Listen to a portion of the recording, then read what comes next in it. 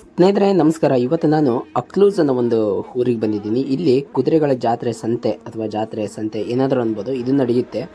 ಇಲ್ಲಿ the famous ಕುದುರೆಗಳೆಲ್ಲ ಬಂದಿರುತ್ತೆ. 50,000 ರೂಪಾಯಿದಿಂದ ಹಿಡಿದು 50 ಲಕ್ಷದವರೆಗೂ ದುಬಾರಿ ಬೆಲೆ ಬಾಳುವಂಥ ಕುದುರೆಗಳು ಈ ಜಾತ್ರೆಗೆ ಬಂದಿರ್ತವಂತೆ. ಇಲ್ಲಿ ತುಂಬ ಸ್ಪೆಷಲ್ ಅಂತಂದರೆ ಈ ನೂಕ್ರಾ ಅನ್ನೋ ಕುದುರೆ. ನೂಕ್ರಾ ಅಂತಂದರೆ ಫುಲ್ ವೈಟ್ ಕಲರ್ ಇರುತ್ತೆ.